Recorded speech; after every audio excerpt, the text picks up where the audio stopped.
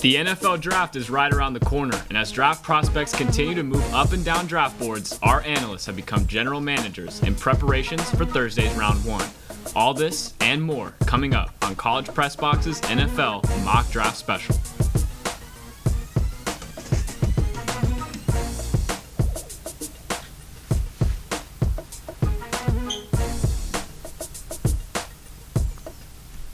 Good evening and welcome to College Press Box. I'm your host, Justin Goosman. We've got a great show for you tonight.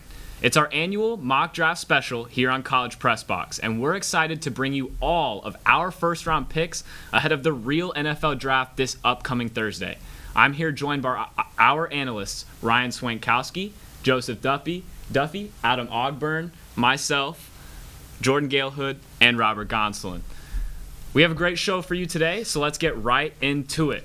Starting up, panelists or general managers. Our first question is, ahead of the draft on Thursday, there's been a lot of talk about running back, in particular, Texas running back Bijan Robinson, and where he could fall in the draft. Do you guys believe that selecting a running back early is a good move if he can come in and immediately be the workhorse? Or do you believe more in waiting until those later rounds to try and find your running back? Ryan, I'll start off with you. Yeah, absolutely, Goose. Phenomenal question. Normally I say wait for the later rounds, but when once-in-a-lifetime generational talent comes at you, guys like Saquon Barkley who went early, Bijan Robinson reminds me a lot of him, I think you've got to go out and get you a guy like that who you know will be your guy from day one. So usually I say don't do it. This time I'm saying go get Bijan. He is an absolute beast out there on the field. So that's my answer, Goose. Absolutely. Joseph? Yeah, to piggyback off Ryan's point, Bijan is not an everyday running back. He is going to be one of the greatest running backs, in my opinion, that can ever come out of not just Texas, but ever in the history of the NFL. His speed, his agility, his attention to detail, his versatility makes him a high draft pick. He should be taken as a day one player. Absolutely. You know, he said he models his game after Barry Sanders. I feel like that's a pretty good guy to model your game after. Adam? I think another thing about this year's draft, too, is there's a huge gap, I feel like, between Bijan Robinson and the next best running back, which is maybe Jahmyr Gibbs or kind of someone else. So I think definitely Bijan Robinson, he's going to be high in the draft boards. I expect him fully probably to go top 15. I said I want to know last Friday that he'd for sure go top 20. I think he's probably going to go kind of in the teens. Maybe he's close to the top 10, but he can do it all. We see him not only as a runner, but as a patch catcher, very elusive. I think he's going to be a starter for years to come. Absolutely. So we have three in the camp of taking a running back early. What about you guys? Jordan? You know what? I don't disagree with any of the points that you said about Bijan Robinson, and I see what you're saying. But just to bring a different perspective to the table here, I would say no, don't select a running back in the first round, especially not in the top 10. Maybe not even the teens. In the late 20s, you know, maybe it gets a little bit more reasonable there. But as good as Bijan Robinson is, and he is phenomenal, I think that there are so many more positions of value. Running back is such an expendable position in today's NFL. I hate to see it because I do love the running game. I love me some good running backs. But there are positions like, I mean, obviously your quarterbacks, your left tackles, your receivers, your corners, your edge rushers that you would prioritize more in the draft, especially in the first round, than running back, which is so replaceable. Exactly. Offense wins games. Defense wins championships. Robbie G. I'm going to go on the side of yes. When you have a running back who's just as unique as Bijan, why not take him so early? I mean, yes, running backs don't usually fall until rounds 2 or 3, maybe day 2 or day 3 of the draft. But you obviously know, and you can see it in college football, when you have a running back that's just as good as Bijan, or you can make as just as many cuts. And this year Bijan really kind of separates himself from the rest of the competition in whether it was in college football or the combine. So yeah, I don't think it's wrong at all to go take Bijan on day one. I think Jordan just wants Bijan there at 22 for his Ravens, man. No comment. No comment. Yeah. Oh man, those are all great perspectives. But with that, let's go ahead and get started. So, with the first pick in the 2023 NFL Draft, the Carolina Panthers select Bryce Young, quarterback out of Alabama. And that's from me. I believe that in the first pick, you always have the quarterback that's getting the most attention. I think that's no surprise here.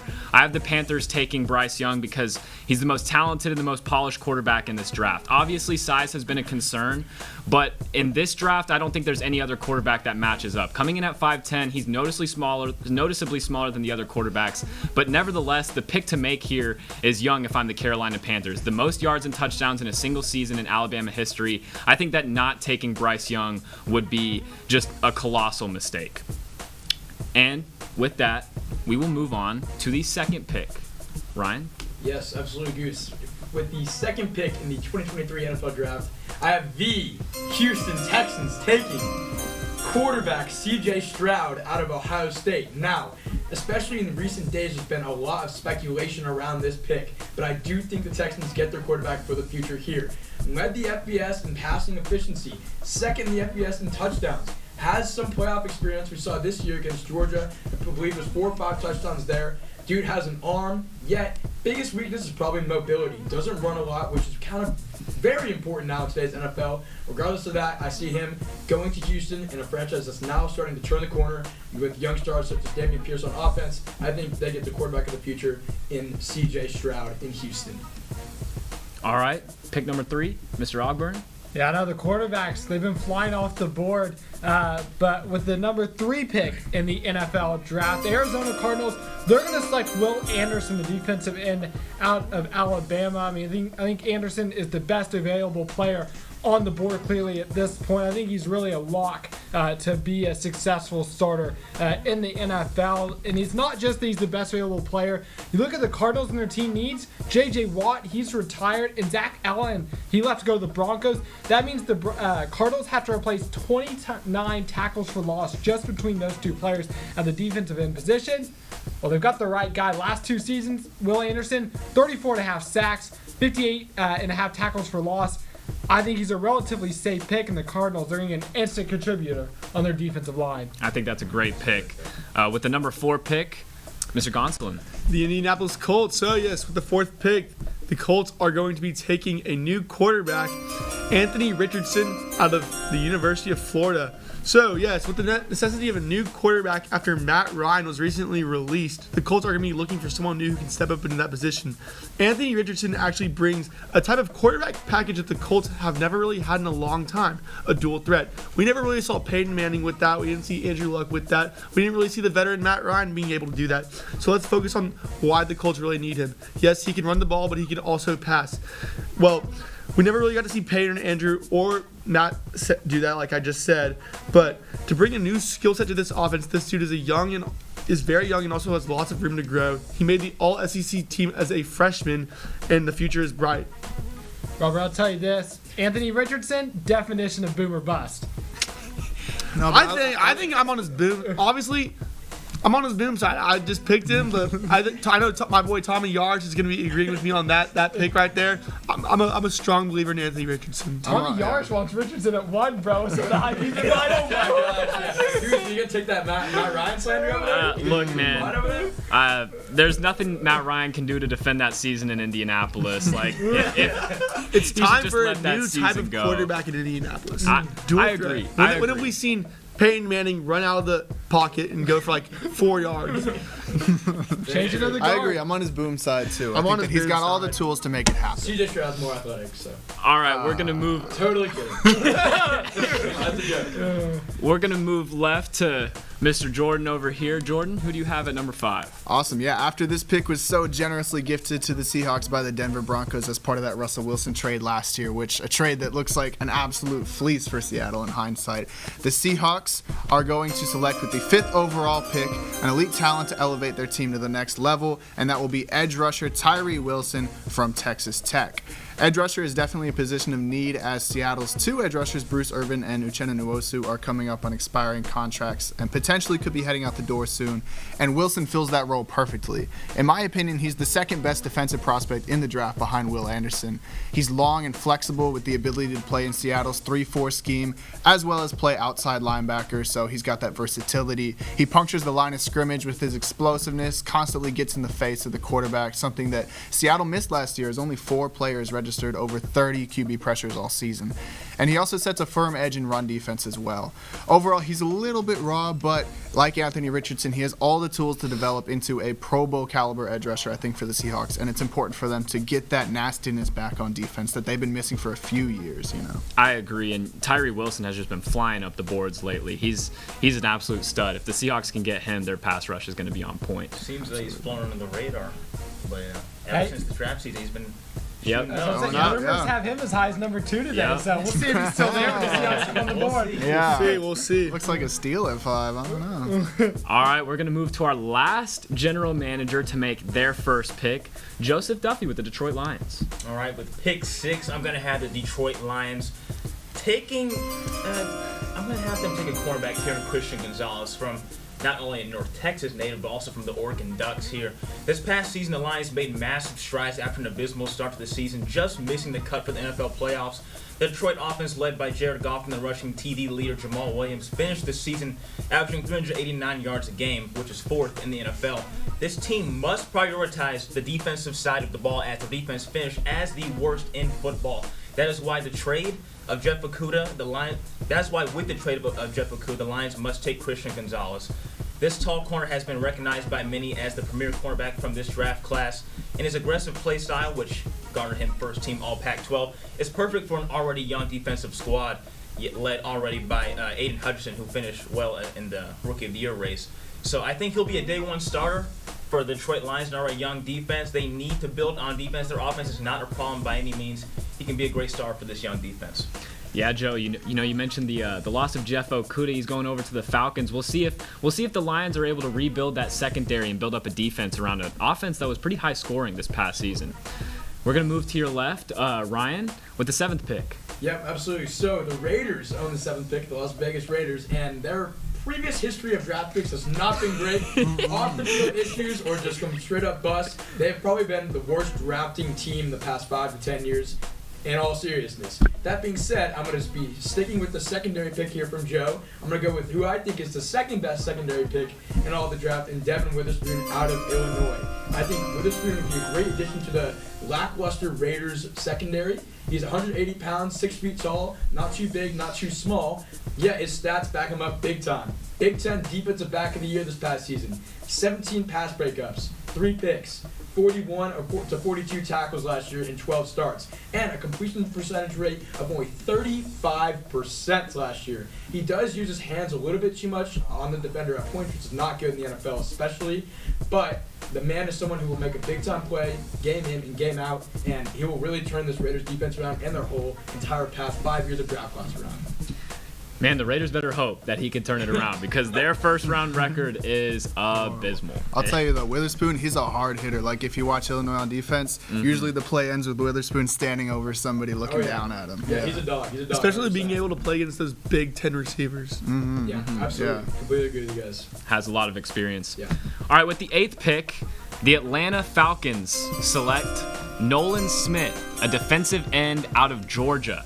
You know, the Falcons have had a lot of talk around what they can do with this pick. Rumblings about the Falcons taking Bijan flying about. You know, Arthur Smith likes that run game, wants a running back that can really push the ball down the field. But I think the Falcons prioritize defense here. They opt to go with edge rusher Nolan Smith. Ran a 4.4 40 at the combine and proved that his pec injury is no longer really holding him back. Atlanta would be the perfect situation with a buffed up interior D-line. Smith could be instrumental in providing a much needed pass rush outside on the edge. They could also even drop him out to linebacker if they want a little bit more athleticism there as well. Arthur Smith's regime is said to not be high on Jalen Carter because of some off-the-field issues. So because they're sticking with Desmond Ridder at QB, I think they choose to buffer up the defense here, go with edge rusher Nolan Smith out of Georgia. I like how you kept it from he's only moving 45 minutes away. Athens to Atlanta. Hey, he's got a lot of experience over in that Mercedes-Benz Stadium, so if the Falcons can keep that going, I think that bodes well for them. I tell you, his performance at the combine, I think, was what really shot him up. That 4.4 40, along with his like 3-cone drill and all that stuff. Yeah. His combine So performance. you don't was think the electric. Falcons are going to go quarterback? I don't think they go quarterback. They've expressed a lot of interest in sticking with Desmond Ridder, so I think that's probably what they opt to do here. But yeah, I don't think they go quarterback. We'll see if that's ill-advised or not. We'll see. We'll There see. may be a quarterback in day 2 that they could pick up too. Yeah, like if yeah. Hendon Hooker or someone like that. Yeah. Trust the process. Exactly. Trust the process with quarterback. Absolutely. The Davis Mills effect. Hey, Davis Mills may be looking Now, for a how new well did job. that one work out? Davis Mills will be looking for a new job. Absolutely. Okay. All right. right, with the 9th pick, we got a TSTV member that will likely be watching this one closely. Tommy Yarish is going to be paying attention to the Bears pick. Adam, take it away. Yeah, Tommy Yarish, he had some very specific threats to me if I went anywhere near the quarterback position with this pick. So I made sure to stay away from that. I'm actually going to help Justin Fields out. So I'm going to expect some extra points from Tommy on Crossfire on Wednesday. So with the 9th pick of the 2023 NFL Draft, the Chicago Bears, I think they're going to go with offensive tackle Paris Johnson Jr. out of Ohio State. The Bears, they had one of the league's worst pass rushes a year ago. I think they gave up 58 sacks, if my memory is correct. Pass protection. They also had the league's worst pass rush as well, but they're not going defensive line here. They're going to go offensive line here. This is what I get for not having to work in teleprompter. But yeah, Johnson, he was an All-American at left tackle last season. The Bears, the only left tackle they have, their presumable starter right now is a 5th-round pick out of Southern Utah. He was on the Pro Football Focus All-Rookie team, so maybe he could be, again, another starter, but some question marks there. Question marks at right tackle, so I think Johnson slots in at one of the tackle positions, gives Justin Fields some help up front because Fields was in the turf way too many times last year. Absolutely, especially early in the season. I think Justin Fields is going to need a lot more protection if he wants a long career in the National Football League. What Robert? a unit he is, by the way. Big guy. Justin Fields doesn't have to run for his life as much anymore. Yeah. Hopefully so. Yeah. Now here we're moving on to a team that really sparked last season. It played well. Obviously the Eagles went all the way to the Super Bowl. They know that Jalen Hurts, after a couple seasons, that is their quarterback, and now they're looking to bounce back and into a new season and keep that momentum, that hype train going. So who are they going to pick? Well, with the 10th pick in the entire draft, the Philadelphia Eagles, they're going to take our very own Bijan Robinson, like we mentioned earlier. Now, this pick actually makes the most sense for me for the Eagles because Miles Sanders just signed a 4-year contract with the Carolina Panthers. Kenneth Gainwell and Boston Scott, they're great utility players, but their efforts at the position are just not enough to fill that position collectively. So here we have the 2022 Doak Walker Award winner, the award given to the best running back in college football. And Bijan, I think he's going to look pretty nice in midnight green. I mean, he has a unique ability to make the necessary cuts down the field and also read the line of scrimmage and know kind of like which plays he has to utilize, especially when you call the quarterback will call in Omaha. But he's also known to be a high-quality character with good spirit and sportsmanship, so any coach shouldn't have a problem with working with him. The stats, he has over 1,500 yards and averaging over 6 yards a carry on 258 attempts. Watching this guy evolve is going to be a lot of fun. Absolutely, but you just made a lot of Dallas Cowboy fans mad with that one. It makes no sense. Carter Yates back there. I'm Yeah. going to be in tears if he goes to Philadelphia. When was Bijan ever going to be? Okay, Pollard. They have Pollard. Yeah, but that's one of my favorite players to come out of Longhorns history. And That's he's like going to saying- the team I hate the most. That was like saying Cowboys fans wanted to have Johnny Manziel on the Cowboys when he was entering the draft. That's not even close to Yeah. It makes sense for the Eagles. I'd say the Hurts and Bijan, that's going to be a scary backfield. That for is- any rush defense. Absolutely a scary backfield. We're going to move on to pick number 11 with Jordan. Let's do Take it. it away. Yeah, so for pick number 11, preparing for booze here, of the 2023 NFL Draft, the Tennessee Titans are going to select Will Levis, quarterback from Kentucky. So this pick might be a little bit unconventional for Tennessee, as you might look at their roster and say, well, they already have 2 quarterbacks on their roster, and they just picked a QB in the draft last year. But look a little bit closer, right? Ryan Tannehill isn't getting any younger, and he isn't necessarily getting any better either. Of course, the Titans also saw this and drafted Malik Willis in the 3rd round of last year's draft to be his potential successor. But in his few starts in 2022, he looked very raw. Like, he needed a few more years in the oven type of raw. So it's very possible that they just want to throw away the Malik Willis recipe and start from scratch, as we've heard rumors from Tennessee that they're prepared to do so. Levis isn't as highly touted as a Young or a Stroud or a Richardson, but he's a solid quarterback prospect. I think he's a little bit overhated. Some may point to his subpar stats last season and say that he can't perform at the next level, but if you watch those Kentucky games, he was playing with like the worst supporting cast ever, so you can't really blame him for playing a little bit of hero ball. He's got great arm strength and throwing motion and processes the field well, recognizing coverages and blitzes and understanding how to exploit those. However, he's oblivious to pressure and isn't great at extending plays outside of the pocket, needs a little bit of development with his footwork mechanics. So those are some things things that can be improved upon. I think he's, again, a bit overhated. He doesn't necessarily have an elite ceiling, but his floor is higher than people think. Like, I would say a Ryan Tannehill type. You know, that's my pro comp. I wonder if there's anybody on the Titans now who can coach up Will Levis like a Ryan Tannehill type. I don't know. Also for some more cooking analogies. Bro, he just went to the store and bought a value brand trying to get Will Levis to replace Malik Willis. I mean, I think he puts mayonnaise in his coffee. Y'all haven't heard that? Mayonnaise in his coffee, eats bananas with the This peels just on. reminds me of Mitch God. Trubisky, someone who's just overhyped by scouts, doesn't necessarily show it on the field in college. I don't know. I think he's a bust. Look, it's not what I would do. It's what the Titans would do, okay? I'm not saying I disagree. Speaking of teams that have taken a quarterback, we're moving back to the Houston Texans over in Ryan Swantkowski with pick number 12. Yes, absolutely. So we're back to the Texans. I have them getting C.J. Stroud at 2 here, and the 12th pick in the NFL draft. The Houston Texans will indeed select Jackson Smith and Jigba from the exact same school as C.J. Stroud. They already have the chemistry. Smith and Jigba, 2021 stats, went ballistic. Over 1,600 yards, 9 touchdowns. Biggest problem though, injuries. Last year only had 5 catches, missed basically the entire season, and all his production has come from 1 year. That's my biggest concern with him. But he's fast, very quick on his feet, great hands, great route running, everything you need. And the Texans desperately need a wide receiver. I have them taking Smith and Jigba at 12. Great pick. Absolutely. I think he's the best receiver in the draft. Remember the last receiver the Buckeyes for the Texans was DeVere Posey. Remember that draft pick years ago? Oh god, DeVere Posey was something. He wasn't a day 1 pick, though. He was like a day 2 pick. Okay, wow. Yeah. You're- Jackson Smith and Jigba's a A little bit too high. little bit better. A little worried. I like Quinn Johnson a lot, but anyways. A little bit I better. think it's who they go with. But we have some shifting around on the draft board because earlier today, Aaron Rodgers was traded to the New York Jets, which means that the Green Bay Packers now have pick number 13. Adam, I'll let you take away that pick. Yeah, the Packers jumping up a couple of picks, and I think it's going to help stop the slide of a player who's been going way down the draft boards with the 13th pick of the 2023 NFL Draft. I think the Green Bay Packers, they're going to go with Georgia defensive tackle Jalen Carter. He was talked about as a top 3 pick, but then he is currently facing racing and reckless driving misdemeanors that were connected to a crash that tragically killed a fellow Georgia player and football staffer. And then there's also, obviously that is a big question off the field. On the field, there's also been questions about his poor work ethics. There's a lot of question marks surrounding Jalen Carter, but I think once you get kind of the teams in that mid-first round, this is where teams kind of figure out that he's got enough talent that they can deal with the off-field issues. They can deal with the question marks surrounding him. They go ahead and take them. Plus, the Packers right now, the only nose tackles on their roster, Jonathan Ford and Tadarius Slayton, who are both day 3 picks in the last 2 drafts. The Packers desperately need some depth on the defensive line. I think Jalen Carter, he's a run stopper for sure. But interesting stat, he led the SEC in interior pressures on the quarterback with 32. I think his ceiling's too high for him to keep sliding down draft boards. Absolutely. Let's move to the 14th pick.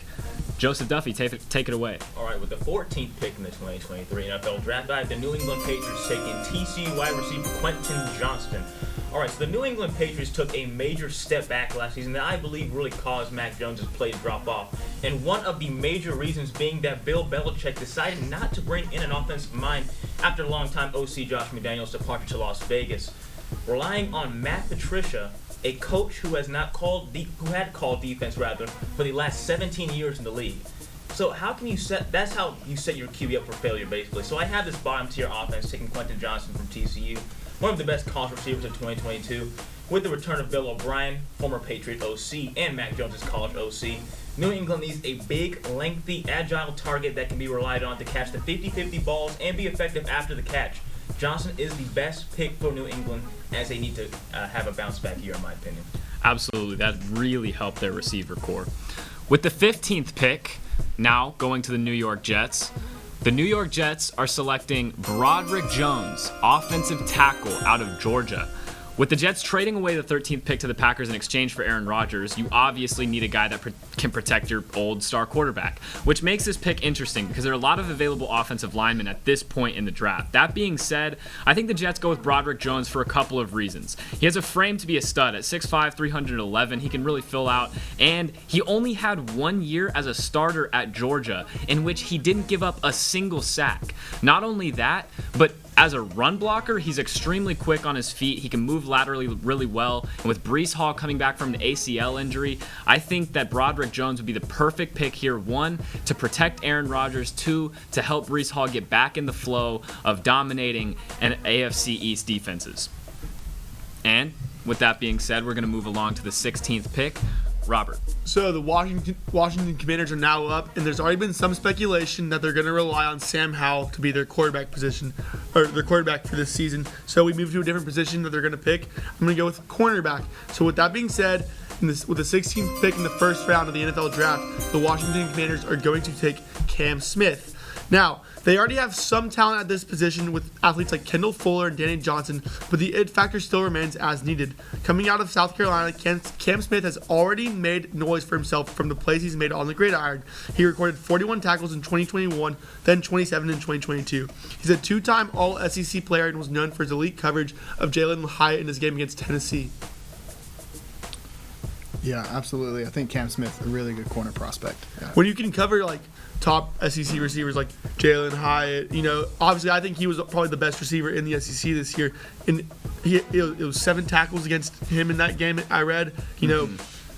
What else do you have to prove against? Like, what other receivers do you have to prove yourself against? Absolutely. You always have to have a lockdown, shutdown. Like game that will this kind of corner. Just have a guy to do his job. Yeah, like Trayvon Diggs. Like Kendall Fuller and Danny Johnson, like they provide that depth, but they don't have the guy who's gonna lead them. Right. Absolutely. Now we're going to move to your left, Jordan, with the 17th pick. Yeah, as a Ravens fan, I was really tempted to just give the Steelers a trash player, like not a trash player, maybe a day three guy like an Eli Ricks or something like that. I don't know, but I won't. And I'm going to say that with the 17th pick in the 2023 draft, the Pittsburgh Steelers are going to select Joey Porter Jr., cornerback from Penn State. Steelers fans might experience a little bit of deja vu with this pick, as Porter Jr.'s father, Joey Porter Sr., was also drafted by the Steelers in 1999. So I'm sure that the Steeler faithful will welcome Porter Jr. with open arms, not only because of who his father is, but because of the upside he brings to the team as well. He's got elite size, length, and speed for the defensive back position. He's best in press coverage when he can just use his huge arms to jam the receivers coming off the line of scrimmage, but he's good in zone and off-ball coverage too. Now, he didn't have any interceptions in 2022, as you can see on his stats there, but a lack of stats is actually, in my opinion, kind of a good thing for cornerbacks, because it means that QBs are afraid to throw your way. He's good at poking the ball away in 50-50 situations, and while he really isn't the hardest hitter on the field, he's a reliable tackler when he needs to be. So overall, Porter should fit in with the Steelers effortlessly, and he could see the field early and often, as they got a big lack of reliable starters in the secondary. Yeah, no, I agree with corners. If they're not throwing the ball to you, that probably means you're doing a pretty good job. That being said, we're going to move right along to the 18th pick. Joseph. Yeah, so with the 18th pick, I have the Detroit Lions staying on defense again, picking Clemson D lineman Brian Bresee. And look, I understand people may not understand his height, but I think he has a lot of upside as a young DT in this league. Aiden Hutchinson had a very good rookie campaign, as I said earlier, at edge, but I think Detroit should look for an interior presence here at pick 18, and that's why I think Bresee is a reliable presence. A 2022 All-ACC selection from Clemson. His potential really is off the charts. His stats in 10 games this year may not wow you. 15 tackles with 3.5 sacks. However, I believe that his athleticism and natural strength will make him a force for any NFL team. I believe that his ability to withstand double teams can help bolster Detroit's run defense for years to come in the NFL, which also has struggled the past few years. His agility at his size has been frightening from his high school tape all the way to now. And while he may not be the best pass rusher right now, I believe there's absolute room for improvement, and I'd like to see him taken in the blue and silver. Tell you what, buy stock in the Detroit Lions now. Watch out for the fine Dan Campbells. That'd be a nice one. Don't let them bite your kneecaps off. And don't let them get DraftKings either.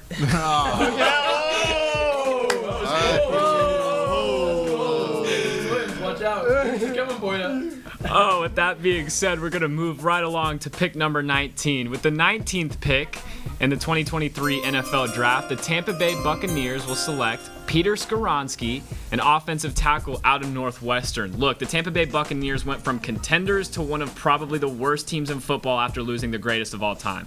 With Baker Mayfield likely being the starting quarterback next year, one thing is abundantly clear. The Bucs need a better O-line. The first step to building an offense around Baker Mayfield is ensuring that he's protected and at least giving him a solid run game so that he can play out of play action. That's where he's the strongest. Skoronski gives the Buccaneers an extremely reliable tackle, and he's been effective in every situation he's played in. Came in as a freshman and earned second team All Big Ten honors and was the top O lineman in the league this year. And he's leaving college as a junior, so he has a lot of experience, but he's also extremely young, and he's been good in every single game he's ever played.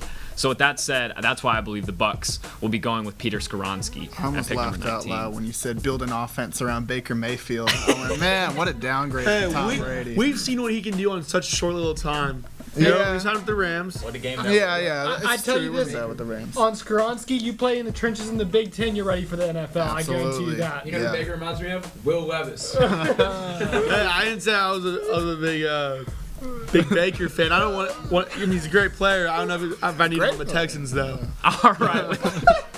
With all that said, let's move on to let's move on to the 20th pick with the Seattle Seahawks. Ryan, take it away. Seattle Seahawks with the 20th pick in the 2023 NFL Draft. I have the Seattle Seahawks taking Michael Mayer, tight end out of Notre Dame. This might come as a bit of a surprise as people had him going slightly later, but here at pick 20, I think he will fit very well in Seattle. Last year, resurrected offense with Geno Smith at the helm. They haven't had a tight end I can name that's been big time for them in decades. Honestly, decades. Jimmy Graham does not count. Okay. He was not good. Past his prime there. Really big target here. 6'4", 265 pounds. Literally has glue for hands. Broke several records at Notre Dame. Led the team in receptions with 67. 809 yards and 9 tutties last year for a tight end in college is absolutely unbelievable. Super reliable. Never fumbled once in his entire college career. I think it's a great dump down option for Geno. I think it could really even help the offense get even better than what it was last year and not outside of guys of the wide receiver core and Lockett and Metcalf. So the amount of Gronk comparisons that I've heard from this guy over the last 3 years has been insane. He sure lived up to the hype. Yeah, great receiver, great blocker too. And you mentioned the Seahawks not really having like a tight end history. I want to touch a little bit on the Notre Dame history. You know, they also had Tyler Eifert and Kyle Rudolph. And now they have this guy. They're doing something right down there. I think Seattle's kind of a surprise pick here, but because I'm no fan, but I really think he could thrive there. Yeah, I think he'd be good. All right, pivoting away from the NFC West to the AFC West with the Los Angeles Chargers. Adam. Yeah, a couple of my picks, they've had a very vested interest here in TSTV. So this one is going to go out to our LA Termillion because I'm going to get Justin Herbert some help with this pick with the 21st pick in the NFL Draft. I think the Los Angeles Chargers, they're going to go with wide receiver Zay Flowers out of Boston College. You look at the receivers the Chargers had last year, their top two guys. Mike Williams was battling a nasty high ankle sprain. Keenan Allen was battling a hamstring injury on and off all year. The Chargers need some help at wide receiver, and Zay Flowers, he's coming off a record-breaking season at Boston College, 78 receptions and 12 touchdowns, both those either tied or broke school records. And he put up these numbers with the Eagles going 3-9 last season. He's explosive, he's got great hands. I think he's going to be an instant impact player for the Chargers, and when you have a division that's staffed like the AFC West, you need all the offensive weapons you can get to go up against Patrick Mahomes and company. Absolutely. He'd give the Chargers a lot of speed. Now moving to someone who has a vested interest in this pick. Very Jordan, take vested. it away. Yeah, I don't know if you could tell based off of the brightness of the screen, but this is a purple shirt, and I wore it so I can make this next pick. I was practically jumping for joy that this guy was still on the board. So with the 22nd pick in the draft, the Baltimore Ravens are going to select Jordan Addison, wide receiver from USC. Despite adding wide receiver talent in free agency with OBJ and Nelson Aguilar, and despite Rashad Bateman hopefully returning, I see you laughing about Nelson Aguilar, hopefully returning from a season-ending foot injury, the Ravens still need help at wide receiver as their group ranked among the worst in the league in terms of receptions, yards, and touchdowns last season. Enter Addison, who is my favorite wide receiver in the draft, not named JSN. He's got super sticky hands and catches nearly everything thrown his way, and he runs great routes too, exploding out of cuts and shaking off defensive backs. He doesn't necessarily have the size of a Quentin Johnston or the top-end speed of a Zay Flowers, receivers, but he's literally always open. You just got to get the ball to him. And the Ravens haven't been afraid to swing big on receiver in the draft in the past either, as their GM Eric DeCosta selected 2 in the first round since taking over as GM in 2019 with Hollywood Brown and Rashad Bateman. Because of that, because neither of those guys necessarily became a lead or anything, they might be a bit burnt out, but they don't have a screaming need at any other position, and they need to keep Lamar Jackson happy if they want to keep him on the team. So selecting an elite weapon like Addison is a way to do just that. Plus, for a little bit of icing on the cake here, Addison is a native of Frederick, Maryland, which is just an hour's drive from Baltimore. So I'm sure the city would embrace the hometown kid. You know, if Baltimore doesn't get Lamar a wide receiver weapon right here, I don't know what they're doing for him. Absolutely, yeah. They need to keep him happy. OBJ is something, but Addison would be a really great addition. And I think he's an instant impact too. Instant impact player for sure. Robbie G. I'm gonna go ahead and keep the Vikings defense a little bit more, a lot more talented than it already was last season. So, with that being said, the Vikings are going to be taking another cornerback going in the draft. They're going to be taking Tyreek Stevenson out of Miami of Florida. Stevenson originally started out in Georgia before later transferring to Miami, actually. He was an All-ACC honorable mention in 2021, and in 2022, he recorded 25 tackles and 2 interceptions. He's a bit of a bigger build, so he'll be destined to become one of the corners that guards the wideouts as opposed to the slots. He knows how to read schemes very well, so learning how to play NFL offenses should not be one of his weaknesses. The Vikings are getting their money's worth by drafting Tyreek Stevenson, and he'll be a good addition to their signing of Byron Murphy Jr. The young player will help fill the needed roles of the defensive back position. So you can see, I think he'll start out playing in the slot, but as he progresses, gets a little bit bigger. He already is pretty big for a cornerback. He's gonna be able to play some of those wide receivers that line up on the wide out and kind of get guard the wide receiver once on the other NFL teams. Mm-hmm. He would be much needed in that NFC North, but especially guarding like DJ Moore, Amon-Ra St. Brown, those kind of guys, yeah. Pivoting away from one defensive back position to another, with the 24th pick in the 2023 NFL Draft, the Jacksonville Jaguars will be selecting Brian Branch, a safety out of Alabama. Now, Branch is an intriguing prospect. All throughout the pre-draft process, we've heard about how good he is, but that a safety is a devalued position. However, his ability to play up in blitz packages and rush the passer while also being one of the most effective coverage safeties in college football makes him really, really important, especially for a team like the Jacksonville Jaguars. Gives them a lot of looks that they can throw out on defense. Branch is bound to make an impact wherever he goes. However, the Jaguars have all the tools offensively to become a powerhouse in the AFC South. Just a matter of buffing up their defense in a conference with quarterbacks like Joe Burrow, Patrick Mahomes, Justin Herbert, and now Aaron Rodgers. I think that the Jaguars desperately need help in their secondary in order to compete in that loaded AFC. Forgot to name a guy. His name is Lamar Jackson, actually. There's some uncertainty there, guy. If you're gonna say Lamar Jackson, you might as well throw Davis Mills in there too. Hey, yo. Now let's move to a guy who did get a $40 million contract. Daniel Jones with the New York Giants. Ryan, take it away. Yeah, so my last pick for me here of the day is 25 for the New York Giants. And at 25, I think the New York Giants in the 2023 NFL Draft go with wide receiver out of Tennessee, Jalen Hyatt, who Robert Gonsoulin over there just talked about a few minutes ago. Dude is an absolute speed demon. Last year, 67 catches, 1,267 receiving yards with over 18 yards per catch and 15 touchdowns in 12 starts. Oh, and 5 of those came against Alabama last year, which is just unreal to think about. He also ran a 4.4 40-yard dash. Absolute speedster, instant wide receiver 2 on the Giants, because as you know, the Giants have absolutely no wide receiver weapons, and they need somebody besides Saquon Barkley to get the ball to. And they just paid Daniel Jones, and I guarantee you he wants somebody out there who he can actually throw the ball to. Jalen Hyatt's that guy. He will not be wide receiver 2, like I just said. I really think he'll be wide receiver 1 immediately for this team with that incredible speed. So that's what I got. How many times did you see a guy dominate the Crimson Tide like that?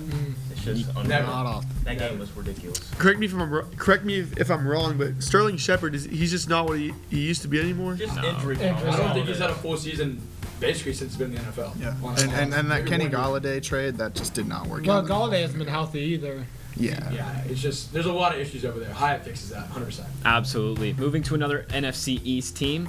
Joseph, take it away. Yeah, we reached the pick, which I know you're all on your edge of your seats for. The Fighting Jerry Joneses. The Fighting Jerry Jones. America's team at pick 26 I have is taking Osiris Torrance. So with the release of Ezekiel Elliott, Tony Pollard is now the confirmed RB1 now for Dallas. Last season, the Dallas offense relied on the Pollard-Elliott rush attack heavily with the loss of Dak Prescott in the beginning of the season. However, what stood out the most to me was the different O-line combinations on the season.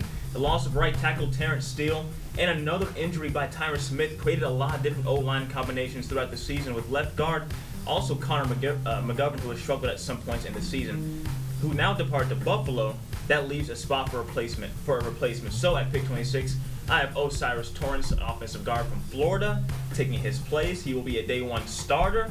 And I know that's not a sexy pick for a lot of people because it's old lineman, but you need this for a new RB1 spot.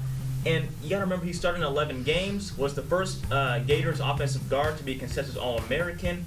His pass blocking ability is his best trait, not giving up a sack, not just all season, but in his entire collegiate career. That is ridiculous. He also didn't commit a single penalty all season. I wouldn't be shocked if he had a few growing pains when he joined the league, but he should be a day one starter for the Dallas Cowboys. I look forward to it. That's a great pick, Joe. Moving over to a contender now. With the Buffalo Bills, we got Adam Ogburn. Yeah, I don't think the Bills like the Cowboys very much. They still have memories from the 90s. But for the Bills, I do think that they're eventually going to break through with the Super Bowl here. They've had some heartbreaking innings the past couple seasons. And I think Josh Allen and company, they could add another receiver, a running back on their skill position, but there just isn't really anyone on the board that I would want to reach for here. So instead, I'm going to go with a player with a lower floor maybe, but a very high ceiling, and that is the Bills. They're going to take, with the 27th pick of the draft, you see it up on your screen there, defensive end Lucas Van Ness out of Iowa. Beneath Von Miller, I think there's some room for the Bills to add some depth at the defensive end position. I also think, honestly, with as talented as this team is, this comes down to picking the best available player, and I think Lucas Van Ness is that. He's been mocked as high as the number 6 pick of the Detroit Lions, and the lowest is honestly right around this kind of late 20s range in the first round. Now, the reason why I said lower floor, he's only a redshirt sophomore, so there's still a lot of development to come from Van Ness, but I think we've said this a lot on this show. If you play in the trenches in the Big 10, you've got the physicality to come into the NFL. He had 11 tackles for loss and 6.5 sacks a year ago. Earned second team All Big 10 honors. So definitely a developmental player for the Bills, with someone who I think who could get in there and have an impact for them. And when you have a roster as talented as the Bills, you can take some risks this late in the draft. Especially, and going young on the D line is going to be really important for them. I'm interested to see what they're going to do too with the loss of the defensive coordinator Leslie Frazier. He's not coming back. He's taking a year off, I believe. I think he'll be back soon, but he'll be gone for the Bills this season. Now, moving over to the Cincinnati Bengals. Right. So the Bengals, they're already very talented on their most key positions on the offense. Joe Burrow, Joe Mixon, Jamar Chase, Tyler Boyd, T. Higgins. So we don't need to change anything there if you're a Bengals fan. So with that being said, with another big man taken in the first round, it's going to be Anton Harrison from the University of Oklahoma. The prospect out of Washington, D.C. played 3 seasons in the Big 12, so he's ready to block at the next level. If anything, he's already learned how to manage both sides of blocking, which won't be a problem for him. He is known actually for his ability to step back into the pocket and pass block. So if Joe Burrow wants to avoid having another season-ending injury like he did in 2020, let's get another O-lineman, because you don't need to change anything else on the offense. Let's get Anton Harrison out of OU. Great experience. But that's been the Bengals' biggest need for a couple of years. I remember the outroar a couple of years ago when they took Jamar Chase or Penei Sewell. It's obviously worked out with Chase, but they still need some help from the O-line. That Lyell edition didn't exactly work out well. You didn't protect him at all, like you said, huh? All right, we're down to 3 more picks. Jordan. Yeah, okay, so with the 29th pick in the 2023 draft, I have the New Orleans Saints selecting Myles Murphy, defensive end out of Clemson. The Saints may have bigger needs than DN, seeing as they already got guys like Cam Jordan and Marcus Davenport on the roster, but a prospect with Myles Murphy's upside was too good for them to pass up at this pick. At Clemson, Murphy was able to create constant pressure on opposing defenses with his height, strength, and long arms. He's explosive coming out of his stance and can separate from offensive linemen very easy with his array of pass rush moves. He needs a bit more practice with getting his hands on the ball carrier and bringing them to the ground, but he gets into the backfield like nobody's business, which is a skill that can't be ignored, and so that tackling will just come with more practice. He's versatile and can come in for relief whenever the starters need a breather, and if it ever comes time for Jordan to retire or Davenport to, maybe leave in free agency, who knows what's going to happen, Murphy can fill in very easy and play hard on all 3 downs. I think he's a great value pick at the lower end of the first round. I think the Saints got a good one. I agree. Now we got a team that went to the Super Bowl, but got multiple first-round picks, the Philadelphia Eagles. Joseph. Much to my pleasure, actually. The Philadelphia Eagles with pick 30, I have them taking J.L. Skinner out of Boise State, a safety. Look, Philadelphia is coming off an impressive season, absolutely, on both sides of the ball. But without a doubt, their weakness had been in their secondary, which was zone defense. They got picked apart in multiple parts of the season. Their defense had been exploited and had been masqueraded most of the season with the stellar play of their front seven, who also led the league in sacks by much. This defense needs to bolster up their secondary, and so that's why I have them taking Skinner at 30, a safety from Boise State. This lengthy safety has impressive ball skills and can impose his will on many ball carriers. He also has a great anticipation, leading the Broncos with 4 interceptions and 4 pass breakups and 12 starts last season. Skinner's talent is fit just for the Eagles, and I believe he'd be a solid addition to an already stout defense looking to redeem itself after a disappointing Super Bowl loss last season. His physicals and his length makes him really scary if the Eagles are able to add him. Now, with the final pick, the 31st pick in the 2023 NFL Draft, the Kansas City Chiefs will take Jahmyr Gibbs, running back out of Alabama. Now, this is a pick that a lot of people probably aren't super popular with, but the Chiefs are always looking to make their offense as scary as possible. With the loss of Juju Smith-Schuster, many see them going for a wide receiver. I was thinking Zay Flowers, but he got taken a little bit early in this mock draft, so I think the Chiefs could really benefit from picking up a guy like Jahmyr Gibbs. He could play alongside Isaiah Pacheco in that backfield and be a really, really good pass-catching back for Patrick Mahomes. He's already played with Bryce Young, who gets out of the pocket, is able to find guys, and he's played in NFL offenses in college, so you would be able to plug him in with the Kansas City Chiefs, and he would look elite almost right away, which would just make them terrifying to play against if you're any team in the AFC. So with that being said, I think the Chiefs would really benefit from taking Jahmyr Gibbs. I think it's a great pick. I just want to know, I think there's a trend here. The Chiefs being really good, yet still being able to come back in the first round of the draft the following season and getting some of the best running backs in college football. I mean, Clyde Edwards-Helaire a couple seasons ago, I know that he's not what he is right now on the team, but it's just showing they're still able to come back, and that front office is still able to grab a good running back next season. And Isaiah Pacheco. Isaiah Pacheco. That's why I'm questioning this pick. Why? They have Pacheco, they have CEH. I want to know why. I think Clyde has kind of fallen off. He's not really part of that running back room anymore. Wasn't he just injured, though? He was, but he still wasn't being utilized nearly as much whenever Pacheco started to hit his stride. So I believe that Jahmyr Gibbs is probably a guy that they could go look for. He's been also one of those picks that has just kind of slowly moved up on boards. I think he's a better pass catcher than Pacheco, too. Pacheco's more of your between the tackles runner, and Gibbs can catch passes. No, go ahead. I was going to say, for an Andy Reid offense, too, I feel like you can never have too many weapons. You know he's going to scheme up the different things for all these running backs. They just got rid of McCole Hardman, too. There's room in the receiver position. Yep. Well, folks, that concludes our 31 picks, but I have a question for you guys. There's a guy you believe should have been taken in the first round but wasn't. Give me one of those guys that you believe should have been taken on day one that with this mock will be taken in day 2, maybe even day 3. Robert, I'll start with you. Well, okay. That's a hard question because there's so many people that could go in round 2 fall off, right at the cutoff of round 1. But I'm gonna go with someone who I know other people are already going to name, but I have to honestly go with Darnell Washington from Georgia, who I was gonna say. But like I said, I know other people are gonna say that guy too. But I mean, come on. I mean, Georgia came off of a great season with a great defense. You have a great resume honestly from there, and a great offense also. 450 yards and 28 catches. We got to go with Darnell. Jordan? Yeah, I think that there's a lot of really great talent that was left out on the board after night 1. I'm going to go with a guy who I actually briefly considered for Baltimore's pick all the way at 22. He didn't even make it past 31, but that's Deonte Banks, the corner from Maryland. I was looking at hometown guys, Jordan Addison and then Deonte Banks playing in Maryland, but I think that he was potentially the second or third best corner prospect behind No. Actually, he's like the 4th or 5th. I forgot about Devin Witherspoon and Christian Gonzalez. Yeah. I forgot about those guys. I forgot about those corners. guys. No. I think that he's like in that kind of level with Joey Porter and Cam Smith, and so that's why I was really high on Deontay Banks. I was surprised that he didn't get picked, especially considering as I almost picked him at 22. Adam. Yeah, I go with Kalijah Cansey. He's a defensive tackle out of Pittsburgh.